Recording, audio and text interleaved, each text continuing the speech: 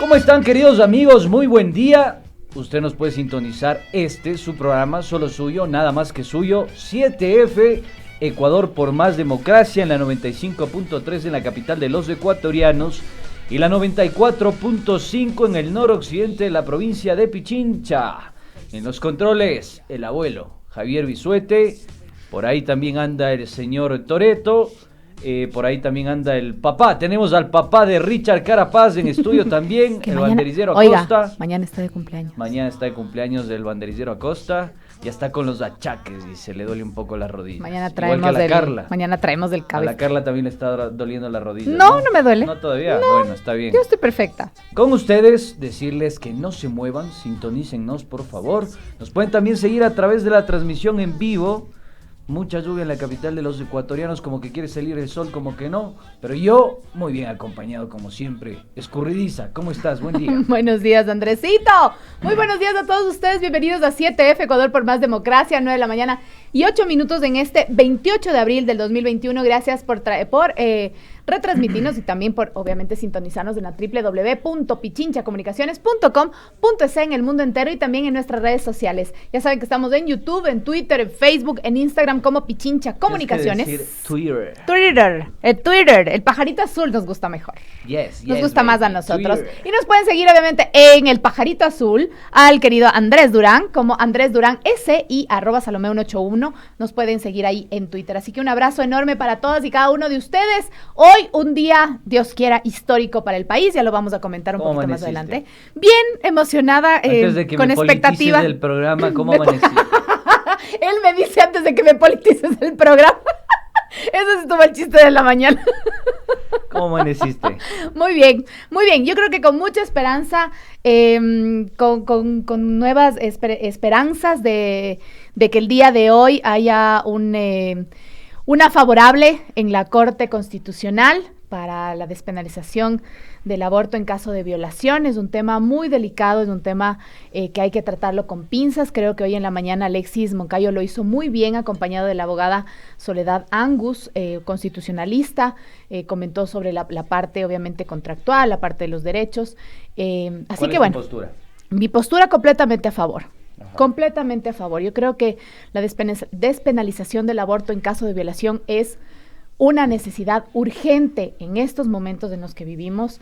Y bueno, ahí vamos a ir comentando poco a poco, un poco más adelante sobre el tema. También con nuestra invitada el día de hoy lo comentaremos. ¿En caso de violación nada más? Es en caso de violación. Ajá, por eso Lo tuyo, también lo tuyo. hay que aclarar. No, yo estoy a favor del aborto por decisión. Yo creo que cada mujer tiene que tener la decisión y tiene que tener las garantías de poderlo hacer de una manera adecuada, en un ambiente que sea saludable, que además que garantice sus derechos, porque ser madre es una decisión. No es una obligación, no es una imposición, y mucho menos en un caso tan extremo como una violación. Pero a ver, si a ti el día de mañana te preguntan, ¿pero no es mejor en vez de abortar, prevenir ese embarazo? Por supuesto. A ver, lo que pasa es que, las políticas públicas tienen que ir de la mano de una educación sexual. Eso no existe en estos momentos. Y si en estos momentos se implantara un correcto plan de educación sexual desde temprana edad, nos va a tomar muchísimo tiempo. Mientras tanto, las violaciones siguen existiendo diariamente. Pero no hablemos del tema de violación. Yo sé que el grosor digamos, de los embarazos no planificados tienen mucho que ver con las violaciones. Yo no te estoy hablando de violaciones. Yo te estoy hablando en el supuesto, y me voy a poner como abogado del diablo, de que exista una institucionalidad, de que facilite que exista una educación sexual alrededor de esto. ¿Crees tú que es necesario incluso ahí legalizar el aborto? Yo creo que sí. ¿Por Igual, qué? de todas maneras, porque es una decisión. ¿Por qué? Porque, a ver, a pesar de que tú tengas una educación sexual A ver, me voy a volver correcta, a poner la camisa del abogado del diablo, pero no es mejor prevenir antes por que supuesto, practicar totalmente, eso? es mucho mejor. Entonces, ¿Qué pasa si te falla el método anticonceptivo? Y tampoco tienes ganas de ser madre. de acuerdo, pero hay un margen del 2%. Pero ponle. existe. Yo mellizo estuve. Por eso te digo. Entonces, es complicado, es muy complicado y creo que es una decisión muy personal. Y el Estado lo que tiene que hacer es garantizar la salud de cada una de las O mujeres. sea, ¿tú consideras que es una decisión personal que solo corresponde a la mujer? Por supuesto. ¿O a la pareja? A la pareja. Yo creo que la pareja en el caso de tener pareja. Ya, ¿Qué pasa si hay muchas mujeres no tienen pareja? La pareja te dice, no, yo no quiero que tú abortes y la mujer sí quiere hacerlo. ¿Cómo remediar aquello? Yo creo que ahí es muy complicado, pero de todas maneras sigue siendo un tema muy personal de las mujeres. En el caso del aborto por violación, yo estoy completamente de acuerdo contigo. Me parece que tiene que existir ese fallo de la Corte.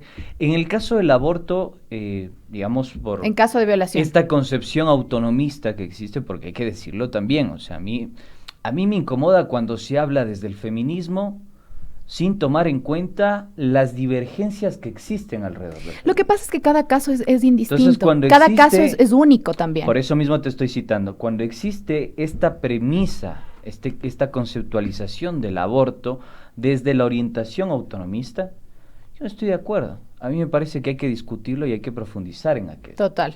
Yo algún momento cité un libro muy interesante de Luc Boltanski, que justamente habla sobre el aborto, y habla sobre todo sobre esta diferente concepción que existe alrededor de esta problemática.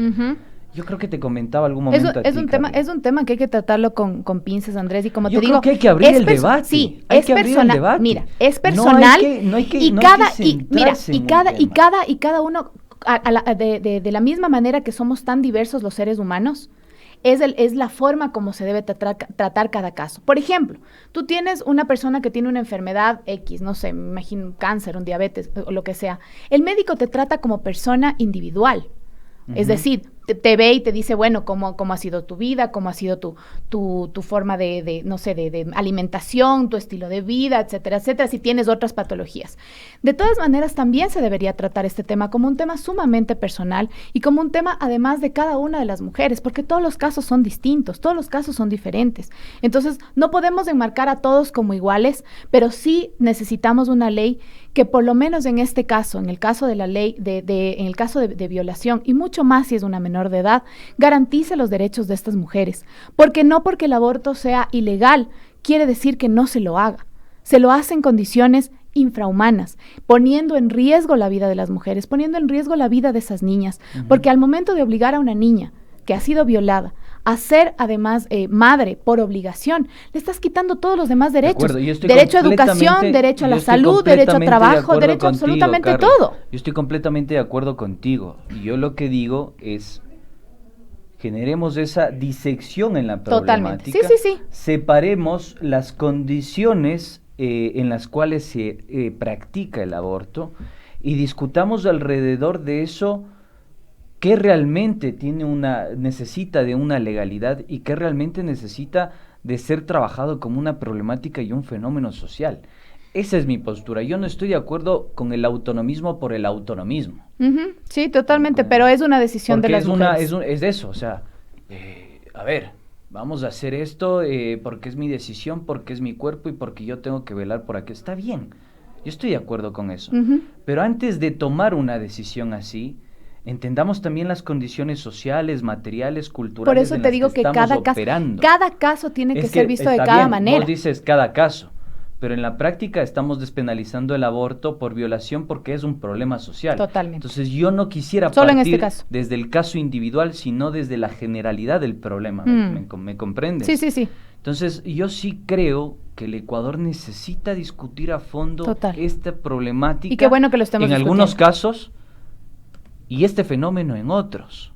Me parece que por ahí viene la mano. Totalmente. Porque tampoco estoy de acuerdo con esta postura de algunos sectores feministas que dicen, no, el hombre no tiene que ser tomado en cuenta para esta discusión. No, eso yo no digo que no. Porque es del cuerpo de la mujer y es la mujer la que tiene que decidir.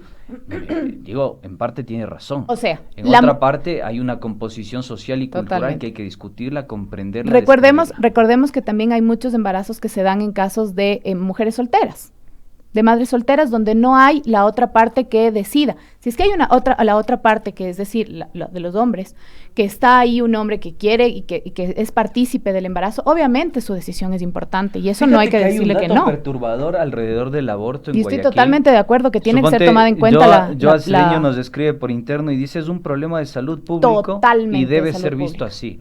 Coincido con aquello. Pero fíjate que a lo que yo hago referencia es de entender las condiciones sociales y culturales de este país, hasta para sentar bien una discusión y un debate. A mí no me gusta que existe una polarización entre los abortistas y los no abortistas, los pro aborto y los no aborto. A mí lo que me gusta es que nos centremos en un debate y una discusión que permita al uno interpelar al otro y al otro al otro, digamos una relación dialéctica. Sí. ¿Y por qué cito un caso particular de Guayaquil?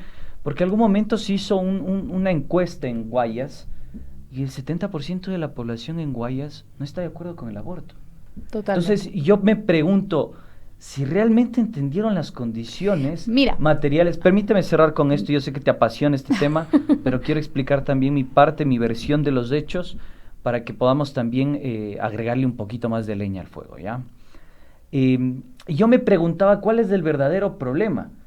El problema es, ¿estamos pensando desde la cultura? ¿O el problema es, no logramos dimensionar la problemática que estamos enfrentando? Total.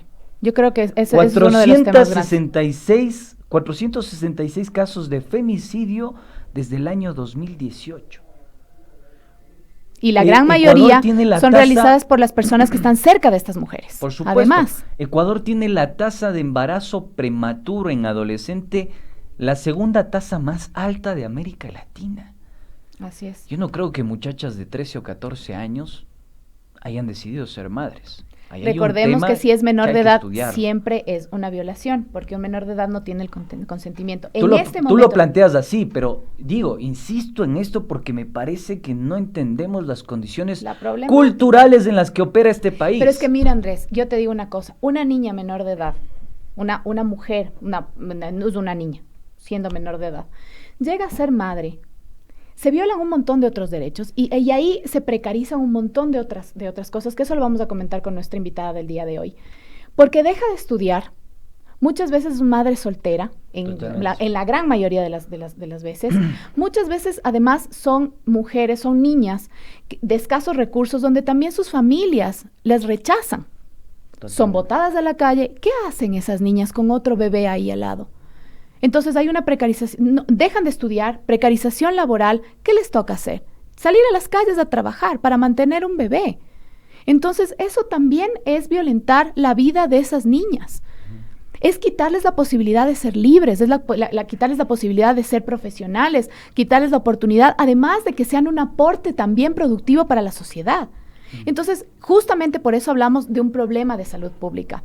Ya cuando hablamos del aborto en general, y que obviamente ya me están atacando mucho en redes sociales, respeto mucho la posición de cada uno. Sí, respeto mucho la oportunidad de que somos abortistas y que las mujeres que pensamos así no tenemos nada en la cabeza, etcétera, etcétera. Yo creo que es un tema de respeto. Por eso yo hablo y digo, es un tema tan individual y es un tema tan personal de cada mujer, porque pienso que una mujer que pasa por un aborto no es capaz, o al menos hablo en la gran mayoría, no es capaz de hacerlo una segunda vez. Porque es un tema, además de doloroso, es un tema traumático que no tiene un acompañamiento psicológico y emocional para las mujeres que pasan por ese momento. Por eso también la salud pública debería contemplar ese tipo de cosas. Y que además, si es que se despenalizara el aborto en general, eso no quiere decir que le está obligando a la mujer que está embarazada en estos momentos a abortar.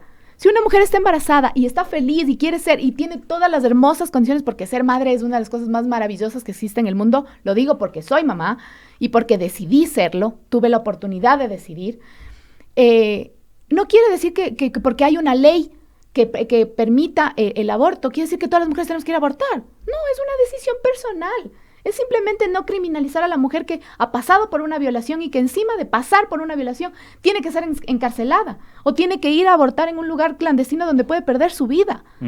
Entonces es un tema, como te digo, complejo, hay que tratarlo con pinzas, pero es importante hablarlo. Y otra cosa que es muy importante, y creo que ya nos adelantamos con el tema porque teníamos esto también para Larry, es que no podemos hacer las leyes o no podemos ver este tipo de temas desde nuestra concepción religiosa. No te vayas de ahí, por favor, pedirle al abuelo que vamos con el ya segmento nos de Larry adelantamos y enseguida comentamos porque este debate está caliente. Vamos ahí. Se nos durmió. Ya, listo.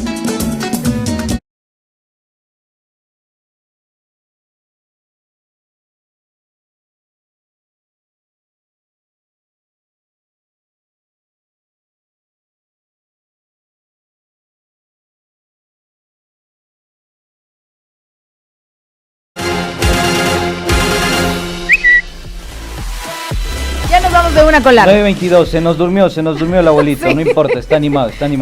Miren, fíjense en esto y en relación a lo que tú dices, yo quiero introducir también esta discusión que está buenísima. Así es. Joa se sigue sumando, está caliente y yo digo, fíjate las variables que empezamos a sumar a esta discusión. Total. Tú pusiste el tema del aborto por el caso de violación, yo te dije, a ver, entendamos las condiciones materiales en las que opera esta decisión.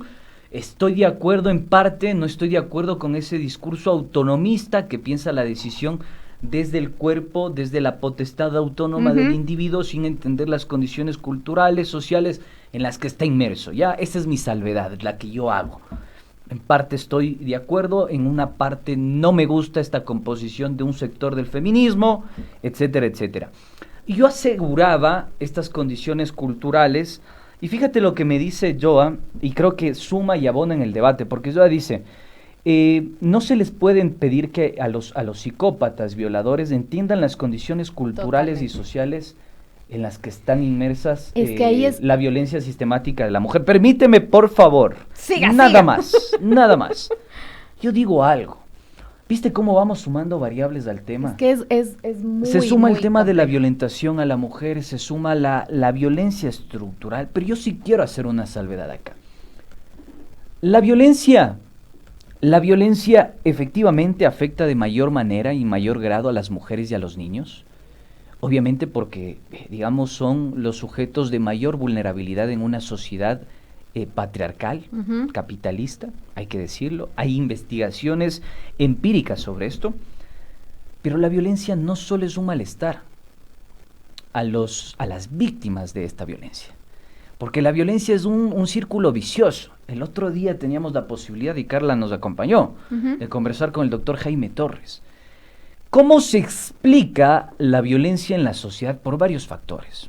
Homicidios violentos, tasa de homicidio violento, condiciones de vida en las personas de la tercera edad, completamente deplorables, y condiciones de vida en los infantes y mujeres. Digo, es un círculo. Si ese psicópata, como dicen algunos, fue también violado, no estoy haciendo una variable determinante, no Es estoy que ahí emitiendo, es otro tema. pueda que él también se convierta en un violador. Ujú.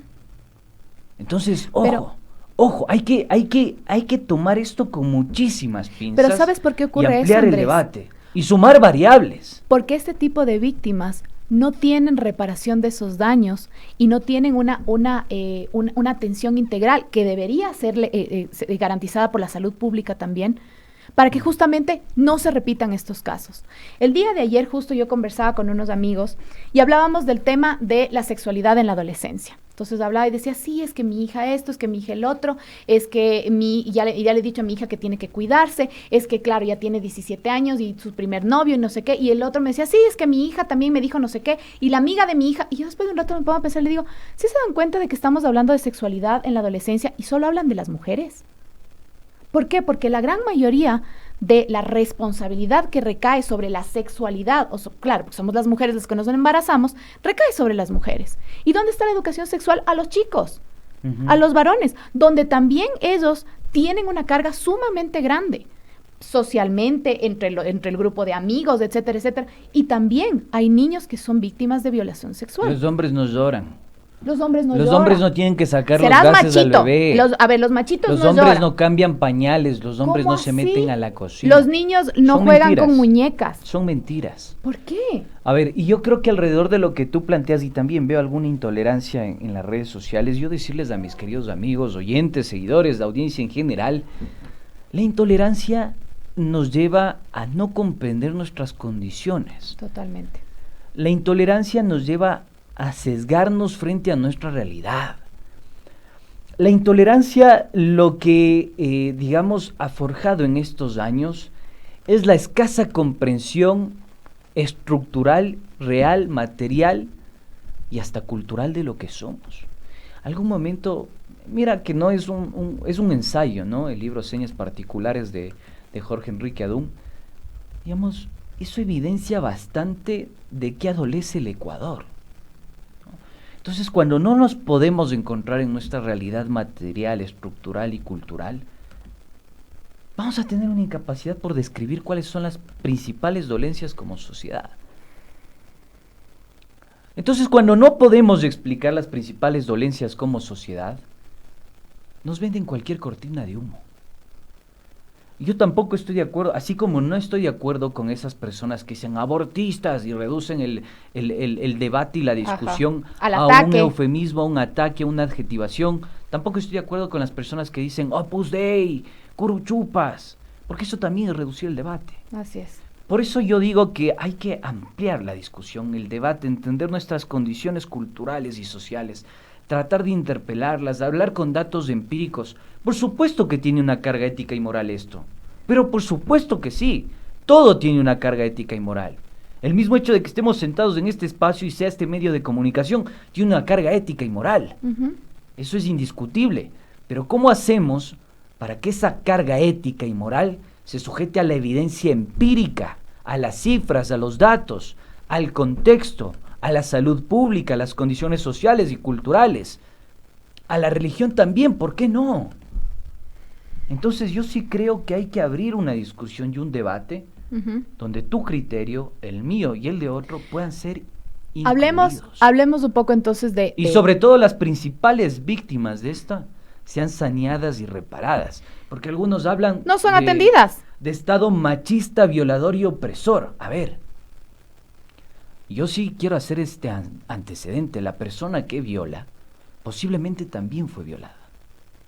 No es que es un sociópata que nació como sociópata o un psicópata que nació como psicópata por nacer como psicópata.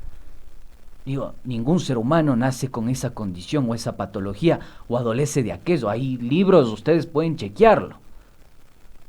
La misma condición social, económica y cultural va moldeando a esas personas que se ponen al margen de la ley. Digo, leamos también un poquito a Foucault, cuando interpreta de vigilar y castigar. ¿Qué es vigilar y castigar? Es la manera en la que nosotros reinsertamos a esa gente que está por fuera de la norma, que es anómica. No lo sé.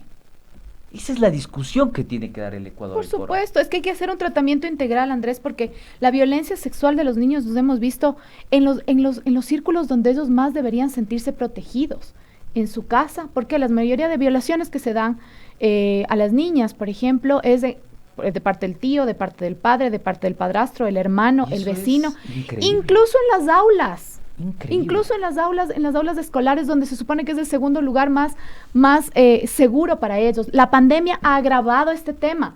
La pandemia ha hecho que salga mucho más a la luz este tema de violencia en contra de las niñas, niños y adolescentes. Entonces, yo sí quisiera quitarle un poquito el romanticismo y tú dices, Andrés, que es importante también tratarlo desde todos los puntos de vista de la sociedad. Es importante, pero no podemos tratar este tema de salud pública basándonos, por ejemplo, en la religión y decir que es una bendición. Yo solo quiero que ustedes se imaginen este cuadro. Una niña en condiciones de pobreza, donde no tiene servicios básicos, donde probablemente ni siquiera en estos momentos va a la escuela, donde tiene muy pocas probabilidades de salir adelante. Encima de eso, es una niña que no es que es violada una vez y se queda embarazada. Por lo general son violaciones reiteradas por el mismo violador. Se queda embarazada. Es obligada a tener un niño, una niña de 11 años, es una niña, es obligada a tener un embarazo, donde no sabe ni siquiera lo que le pasa bien a su cuerpo, porque su cuerpo todavía no está preparado para ser madre. Porque si además quisiera recurrir a un aborto, podría ser encarcelada. Entonces, ¿ustedes creen que eso es una bendición? Yo solo les pregunto esto, por Dios que alguien me aclare, porque yo no entiendo en qué punto en ese cuadro es una bendición. Entonces tratemos de dejar a un ladito el tema de la religión un poco y veamos realmente desde la lógica, desde la ética que dice Andrés, cuáles son los casos que realmente estamos pidiendo que se despenalice. Despenalización del aborto en caso de violación. Que no se encarcele a una mujer por ir a abortar el producto de una violación. Obviamente tiene que venir el atrás, lo que dice el Andrés. No solamente criminalicen a las mujeres. ¿Dónde están los violadores? ¿Dónde está el Código Orgánico Integral Penal para para sancionar a esos violadores, porque por lo general ellos se quedan bien gracias, muchos de ellos protegidos incluso por las mismas familias. Y es doloroso lo que estoy diciendo, pero es verdad, es verdad. Entonces la educación sexual tiene que ir, es integral y tiene que ser a hombres y mujeres, a todos, y empezar por el respeto. Respetémonos entre nosotros, respetemos además la ideología, respetemos además el pensamiento de la otra persona. Porque no porque yo diga que estoy a favor del aborto quiere decir que le estoy obligando a usted a que vaya y aborte. No le estoy diciendo eso. Simplemente le estoy diciendo que respetemos la decisión de cada uno. Y que garanticemos, en el caso de una violencia, garanticemos el apoyo y el aporte a la víctima. No revictimizar a la víctima, justamente como se lo hace normalmente. Un tema difícil, un tema complicado que creo que es álgido, y el día de hoy se lo discute en la Corte Constitucional, que espero que realmente esté apegada al derecho, mucho más que a los dogmas, mucho más que a la religión o mucho más que a una línea ideológica. Hemos visto lo que ha dicho además la señora, se me va el nombre, María de Lourdes Alcíbar, esposa del presidente electo Guillermo Lasso, que pide orar para que no se apruebe el aborto. Recordemos que estamos hablando de la despenalización del aborto en caso de violación, además, no es del aborto en general, pero pedir orar, no mezclemos las cosas. Creo que la política y la religión son dos cosas que no deben mezclarse. Bueno, históricamente han estado mezcladas, ¿no? Pero no debe. Es un poco complicado de disociarlas, pero sí, entiendo a lo que vas. Hay que intentar ser lo más laicistas posibles en este contexto. Yo quiero invitarles, querida audiencia, queridos amigos. Me parece que el país que mejor ha retratado esta problemática, este fenómeno social, este problema de salud pública, pero también un problema social y cultural. Insisto en esto, hay que ampliar un poco más la lupa con la que se está apreciando esta problemática. Yo les invito a que ustedes, si tienen Netflix o si no, consíganla. Es un peliculón, Crímenes de Familia, una película argentina muy buena. Explica muchísimo el tema del aborto, muchísimo la violencia sistemática hacia la mujer, muchísimo la composición de esa violencia y cómo se reproduce. Y es interesante también poder hacer esa salvedad en torno a lo que vivimos y padece hoy por hoy el país, las ecuatorianas y por supuesto también los ecuatorianos.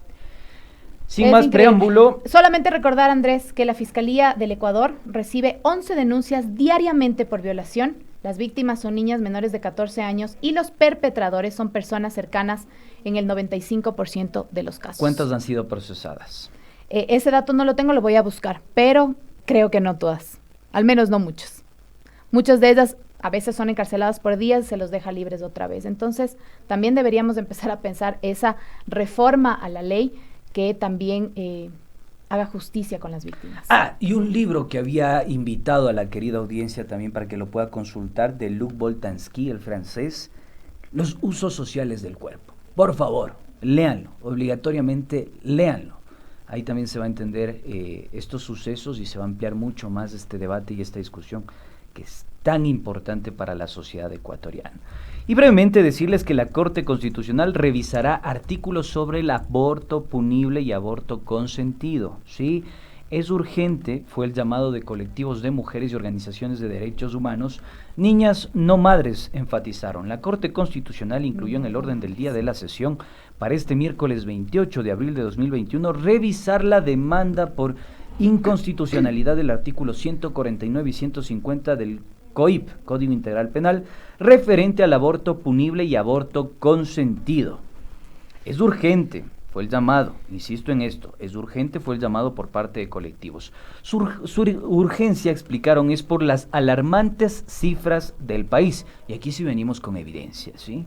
En noviembre de 2020, Ana Vera, de Surucuna, alertó que, de acuerdo a los datos de la Fiscalía, 14 violaciones diarias se registran en el país y el 80% son niños, niñas, adolescentes menores de 14 años. Mientras el Ministerio de Salud Pública señala que cada año 3.000 niñas menores de 14 años dan a luz a un niño producto de violencia sexual. A eso súmele la tasa de femicidio en el país. Entre 2018 y 2019, fíjense que es nada más un año, ¿sí? Nada más un año. 164 casos de femicidio en el país. Alarmante las cifras. Realmente preocupante y esperamos que se pueda abrir el debate en torno a esto. Nos quedamos entonces pendientes de lo que suceda hoy en la Corte Constitucional y nos hemos ido de largo con nuestro queridísimo Larry. Respeto mucho todas las opiniones que nos han enviado el día de hoy. Queremos pedir disculpas a nuestra invitada también que nos está esperando. Así es, pero también trataremos con ella este tema desde la parte económica. 9:37, ya le damos la bienvenida a nuestra invitada del día de hoy.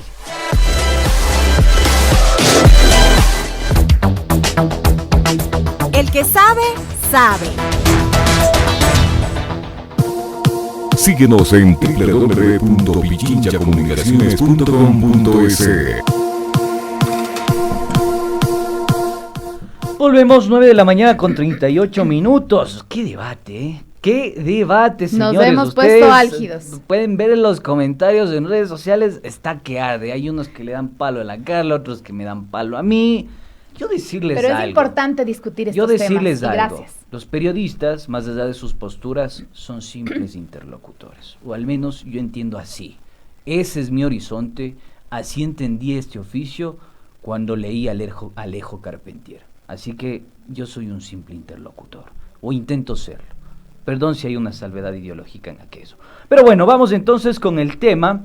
Alejandra Heras nos acompaña, es economista con especialización en política pública de la PUCE, especialización en género, violencia y derechos humanos de la Flaxo Ecuador, trayectoria profesional en política pública, economía popular y solidaria, educación y juventud. Colega, entonces. Quiero saludar a Alejandra. Alejandra, ¿cómo estás? Buen día. Te saluda Andrés Durán. Me acompaña Carlita La Morocha Coronel. ¿Cómo estás? Buen día. Hola Andrés, hola Carla, mucho gusto, gracias por la invitación y gracias también a la audiencia que nos está escuchando. Mi estimada Alejandra, obviamente el día de hoy queríamos tratar contigo el tema de el incremento de precios que hemos visto en el transcurso de esta pandemia, y lo vamos a tratar obviamente desde tu punto de vista económico, pero tomando en cuenta además tu especialización en género, violencia y derechos humanos, tu conocimiento y obviamente por el hecho de ser mujer también. El día de hoy puede ser un día histórico para el país, lo estábamos conversando con Andrés, espero que nos hayas escuchado un poquito, tenemos ahí muchos comentarios encontrados en las redes sociales de nuestros oyentes y agradecemos mucho porque para eso está un medio público justamente, para debatir este tipo de temas y para hablarlo. Desde tu punto de vista, hablando también desde la parte económica, ¿qué le pasa a la sociedad cuando lanzamos a la vida productiva, se puede decir, si puedo decirlo así, entre comillas, a una niña que no tiene la posibilidad de trabajar, que se le ha quitado su derecho a la libertad, al estudio, al trabajo, y obviamente se le manda a trabajar en tempranas edades, que además tiene que ser responsable por otra vida? Eso, en materia productiva, en materia económica, ¿qué le representa a la sociedad en el Ecuador? Bueno, a ver, por comentarte primero, y me gustaría dejar claro que el análisis del aborto debe verse desde una perspectiva de derechos humanos y una perspectiva del acceso a la salud. Creo que eso hay que tenerlo claro y les invito, digamos, a las personas que nos están escuchando a hacer un análisis desde ese enfoque, ¿no? Más allá de tal vez cuestiones religiosas o creencias personales que se pueda tener. Sobre tu pregunta, Carla, creo que primero hay que tomar en cuenta que una de las consecuencias del embarazo adolescente es la deserción de los espacios educativos. Entonces, eso cuando tienes la oportunidad de acceder a un espacio educativo, en ese sentido, las niñas, digamos, menores de 14 años van a abandonar la escuela, el colegio, y van a perder su oportunidad, por ejemplo, de acceder a la educación superior. Entonces, en ese sentido, pierden la oportunidad de acceder a un trabajo digno, a un trabajo con una buena remuneración, pierden la oportunidad de acceder, por ejemplo, a trabajos donde les brinden seguridad social. En ese sentido, van a estar precarizadas, van a reproducir, digamos, un círculo de la pobreza, van a estar expuestas a trabajos mal remunerados, a trabajos donde no tengan seguridad social y tal vez no van a poder brindarle una vida digna tampoco a su hijo o hija producto, digamos, de este embarazo por violación o por otra causa, ¿no? Entonces, en ese sentido es muy importante tomar en cuenta esto estas consecuencias sociales y económicas que genera la sociedad. Más allá también del hecho, digamos, de que cada persona tiene derecho a decidir sobre su maternidad, sobre si quiere ser madre y sobre todo a una edad tan temprana como son, digamos, los 14 años.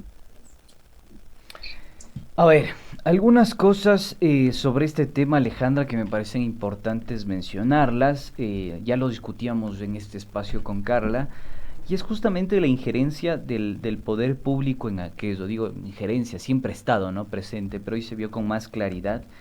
Y me quiero referir a las palabras textuales de la, ¿cómo decirlo? Yo no creo en esto de la primera dama, no debería existir. La esposa del Moreno candidato lo reinstitucionalizó. María Lourdes Alcíbar, esposa de Guillermo Lasso, dijo: oremos a Dios para que no sea aprobado el aborto en nuestro país. Es un asesinato. Que nos duela el corazón solo al decirlo. Todos tenemos derecho a la vida. Madres, padres eduquen en valores a sus hijos desde pequeñitos, a sus hijas desde que nacen, para que sepan respetar. Digo, ¿por qué esta postura no lo ha tenido frente, digamos, a las violaciones sistemáticas de mujeres, frente a los femicidios o frente a las muertes en pandemia? ¿Por qué solo se juzga a un problema social, a un fenómeno social, a un problema de salud pública que pretende ser visto desde el dogma, desde la religión? Bueno, creo primero, un punto de vista personal, creo que es bastante contradictorio el pronunciamiento que ha tenido María Lourdes comparado, digamos, con el discurso que tiene el presidente electo. El presidente electo ha dicho que va a trabajar por los derechos de las mujeres, por erradicar la violencia contra las mujeres. Entonces yo le diría a la esposa del presidente electo que empiecen por la violencia estatal en la que se tortura, se obliga a las mujeres a tener, digamos, un embarazo en contra de su voluntad. No le dan la opción de decidir si quiere o no quiere, digamos, si quiere o no quiere tener a un hijo producto de una violación. Entonces, en realidad, creo que la primera dama igual se ha centrado en un discurso desde un enfoque tal vez un poco más de creencias personales. Entonces, de creencias personales en la religión y otro tipo de cosas. No es que las personas que luchan por el aborto, por la violación, no tengan valores ni tengan educación. Son personas que se han informado, que conocen la importancia de la vida digna de cada una de las personas y sobre todo de las niñas y adolescentes y las mujeres en general, y su derecho, reconocen su derecho a decidir sobre todo sobre lo que quieren, sobre su proyecto de vida, porque esto se trata de un proyecto de vida también, ¿no? Es un proyecto de vida de qué quieres hacer en el futuro, qué quieres ser. Imagínense alguien que tal vez en un futuro ni siquiera quería ser madre y el Estado le está obligando a ser madre producto de una violación. Entonces, creo que ha existido lo que tú decías: ¿por qué no se han pronunciado por las violaciones? ¿Por qué no se han pronunciado por el incremento o la intensificación de las cuestiones de los problemas de género en la pandemia? Para mí ha existido una instrumentalización o una apropiación de los discursos de los derechos de las mujeres, digamos, en un contexto electoral, en un contexto de elecciones, digamos, por los políticos han tomado, digamos, nuestras luchas como para tal vez llegar a esos sectores que buscan estas reivindicaciones. Entonces, realmente, por más que en la campaña o en el discurso el presidente electo, y a pesar de que está poniendo, digamos, en la Secretaría de Derechos Humanos una persona formada en género, se ve, digamos, que por otros lados que esto tal vez no va a ser tan cierto, ¿no? Que en la práctica capaz todo este discurso que se pone no se va a aplicar. Recordemos, ahí también quiero hacer una precisión, hablando justamente de la señora María de Lourdes Alcíbar de Lasso, recordar que el 4 de abril del 2021, el señor Guillermo Lasso, electo presidente de la República, le dijo a un medio de comunicación que defiende la vida desde la concepción hasta la muerte natural, pero precisó que no debe imponer su criterio como mandatario. Debo entender que al ser presidente no tengo que imponer mis temas de conciencia a todos los ecuatorianos, que cada uno, según su conciencia, viva como le parece, yo lo respetaré, dijo el presidente electo. Lasso dijo que es importante que se imparta educación sexual a los niños, niñas y adolescentes en los centros de educación del país. Solamente para precisar este tema y cerrar con esto el tema que lo tratábamos de la señora María de Lourdes Alcíbar. Yo estoy un poco preocupado porque tengo acá algunos datos, alguna evidencia que realmente es estremecedora, y como decía el doctor Jaime Torres en su momento, la sociedad ecuatoriana está en una descomposición absoluta, es inevitable decirlo. Fíjense cómo crece la tasa de homicidios entre 2017 y 2019. Crece en un 17%. Cuando entregó el gobierno Correa, la tasa de homicidios se encontraba en el 5.3%, la más baja de la historia del país. Los femicidios se elevaron en un 20%. Entre 2017 y 2020 se asesinaron de manera violenta a 478 mujeres. Muchas de ellas madres, niñas y adolescentes, y muchas de esas mujeres violadas, fueron madres, y madres menores de 14 años. ¿Qué decir al respecto de estas cifras? Porque son realmente escandalosas. Y frente a esto ni Fiscalía, ni el Estado, ni absolutamente nadie ha hecho nada. 3.000 niñas menores de 14 años dan a luz en el Ecuador cada año. Nosotros tuvimos la posibilidad de recolectar un testimonio al respecto de esta situación y también se veía una situación de quemimportismo en la autoridad judicial. No les interesa.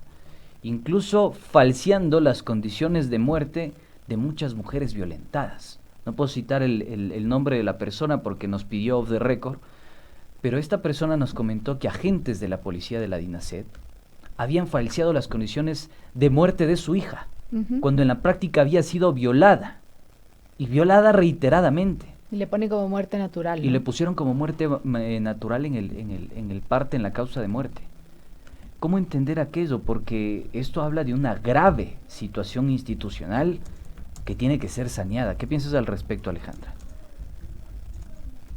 A ver, la violencia de género y la violencia contra las mujeres es un problema realmente estructural. Entonces es por eso que vemos, digamos, como estas falencias en cada una de las instituciones del Estado encargadas de desde prevenir hasta atender y juzgar, digamos, los casos de violencia de género y la violencia contra las mujeres. Entonces, este es un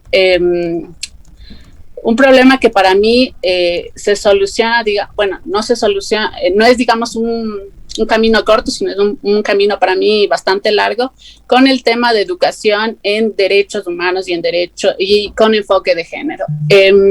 Sin embargo, ahora, digamos, hay muchos grupos que se oponen, digamos, por ejemplo, a la educación sexual y reproductiva en las escuelas, porque piensan que lo que estamos promoviendo es la promiscuidad, ¿no? Entonces, no se dan, digamos, como cuenta, digamos, que tal vez eso puede prevenir, puede ayudar primero a las niñas, a los niños a identificar casos de violencia, cuando alguien le está, digamos, tal vez tocando algo o en general violentándole, ¿no? Generándole alguna violencia, e igualmente prevenir embarazos de adolescentes. Digamos que hay algunos embarazos, digamos que también, digamos, son porque se desconoce de mecanismos anticonceptivos. Entonces, eso es para mí una parte, y también el hecho de que los profesionales, los y las profesionales no tienen, digamos, este enfoque de género ni este enfoque de derechos humanos, y eso se puede ver, digamos, porque, por ejemplo, en las universidades, en los institutos, no existe, digamos,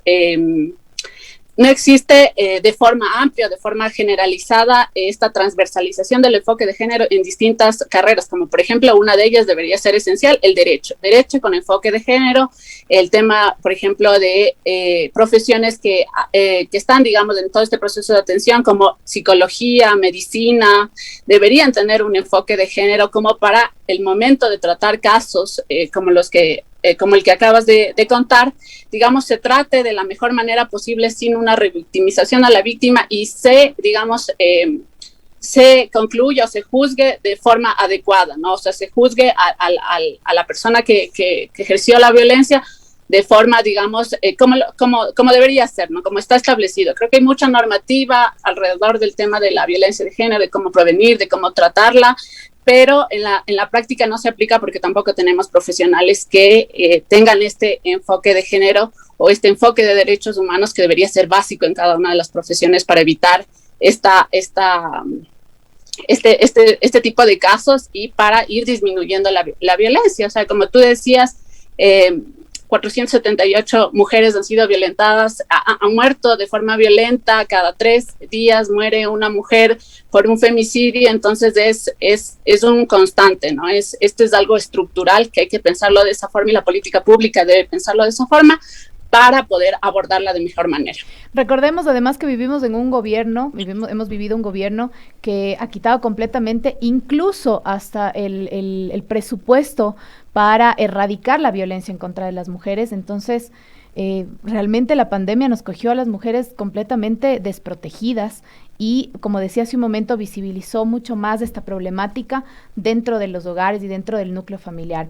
Pero hablando en tema de derechos, mi estimada Alejandra, yo sé que el derecho a la vida es como el derecho madre, se puede decir, de todos los derechos, del derecho que tenemos todos y todos los ciudadanos de vivir. Y ahí entra como esta polémica de hablar desde qué momento se garantiza este derecho. Sin embargo, al momento de no permitir a una niña que se desarrolle de la manera correcta que tiene que ser normalmente, también se están violentando otro tipo de derechos. Esto puede ser una de las causantes para que la Corte Constitucional lo tome en cuenta al momento de despenalizar el aborto en caso de violación, porque se estaría vulnerando otros derechos de las niñas. En el caso por el hecho de hacerles que sean madres por obligación. Por supuesto, ese debería ser como el argumento principal, ¿no? Como dije hace un momento, obligar a una niña a tener, digamos, un hijo o una hija producto de una violación es una tortura. Entonces, en realidad, bueno, no soy médico o médica, pero también, digamos, como que existe una etapa, digamos, de la formación del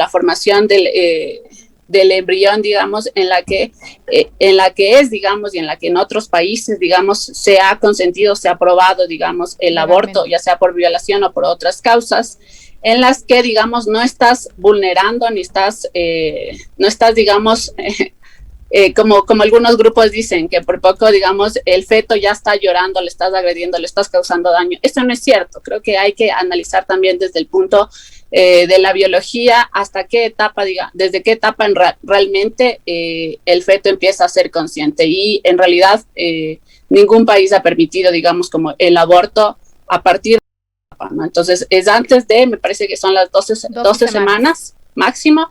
Y después de eso no puedes, digamos, ningún país, digamos, lo ha habilitado. Entonces, digamos, se está tomando en cuenta factores biológicos y también factores, digamos, como otros de derechos humanos para sustentar, digamos, estas demandas a la Corte Constitucional para que establezca la inconstitucionalidad de estos artículos que ya un poco mencionaba Andrés. Mira, qué interesante, ¿no? Muy poco se ha difundido al respecto de esto información. Es interesante porque por lo general hay una concepción moralista y religiosa del tema, ¿no? Pero interesante que incluso se introduzca una variable extra a la discusión y al debate, que es la variable biológica, fisiológica, ¿por qué no también anatómica, en toda esta composición de la discusión del aborto? Y es interesante también porque tampoco hay evidencia de que en otros países se haya legalizado el aborto posterior a las 12 semanas de gestación. No está habilitado o legalizado en otro país. ¿Cómo estamos en materia internacional? Digo también hasta para hacer, digamos, una especie de jurisdicción comparada con otros países, ¿no? ¿Cómo está el ámbito jurídico si nos comparamos, por ejemplo, con Argentina, con Chile, con Europa, con Argentina lo aprobó en diciembre del año anterior, recordemos. Argentina lo despenalizó en el año anterior. Pero ¿cómo estamos en relación a otros países en materia jurídica? Porque a eso también sumarle que Defensoría ya pidió y exigió que se despenalice el aborto por tema de violación. ¿Qué decía al respecto? Y con esto cerramos, querida Alejandra. Bueno, en realidad si hacemos, justo ayer veía un mapa actualizado de la aprobación del aborto, digamos, bueno, más que aprobación, despenalización del aborto en algunos estados, y si vemos, por ejemplo, Europa, Estados Unidos, Canadá, Argentina, en América Latina, Argentina, digamos, es el único país que ha aprobado, ha despenalizado el aborto, para expresarme mejor. Y en realidad somos, a ver, dame un ratito que estoy justo viendo los datos, aquí les tengo como para... Todos los países nórdicos, ¿no? Estados Unidos, Canadá también, Estados Australia Unidos, Europa, también se une. Europa, En Latinoamérica el aborto es legal y sin restricciones en cuanto a causas en otros en estados latinoamericanos que son Cuba, Puerto Rico y Uruguay también, y en algunos estados está despenalizado, en algunas entidades federativas mexicanas también, como Ciudad de México y Oaxaca. También estos son los únicos países en Latinoamérica donde el aborto es legal. Hay otros países en el mundo que, por ejemplo, permiten el aborto por motivos socioeconómicos, por ejemplo. Hay otros, en cambio, que lo permiten por motivos de salud, y algunos otros que está completamente prohibido y solo es permitido para salvar la vida de la mujer. Sin embargo, si nos damos cuenta, los países nórdicos, que justamente Andrés siempre hace alusión en temas económicos y, y en temas de avance, sí, al menos Finlandia, que está liderado por 5 mujeres, está completamente, no hay una restricción de causa. Son países que tienen además una economía, una sociedad mucho más fuerte, mucho más fortalecida y con mejores garantías de derechos. Entonces, eso también nos da muchísimo a pensar, mi estimada Alejandra. Así es, exactamente. Como tú decías, prácticamente toda Europa, Estados Unidos, Argentina es el ejemplo a seguir, creo, en Latinoamérica, donde no hay, digamos, alguna restricción o alguna razón para el aborto, y creo que acá en Ecuador debemos seguir impulsando eso. Ahora creo que la lucha está por el aborto por violación, pero creo que debemos seguir luchando por la capacidad de decidir y que la maternidad sea deseada en realidad. Alexandra, queremos agradecerte enormemente por haber participado en 7F, Ecuador por más democracia. Esperemos que una próxima podamos charlar sobre estos temas y otros tópicos de importancia pública. Que nos hemos quedado ahí con la economía, ahí a un ladito, justamente por el tema que estamos tratando el día de hoy. Muchísimas gracias. Muchas gracias. Alexandra, te agradecemos mucho por estar aquí con nosotros. 10 de la mañana en punto, Andrés, estaremos pendientes de lo que pase en la Corte Constitucional y bueno, mañana muy pendientes con la única consigna: debata, discuta, conserve las posiciones de respeto, por favor, de altruismo. Es necesario esta discusión, este debate a profundidad desde los hogares, por supuesto. Ya nos está cortando el abuelo, que está medio dormido, medio despierto, pero ahí vamos. Nos despedimos. Nos escuchamos y nos vemos el día de mañana. Adiós.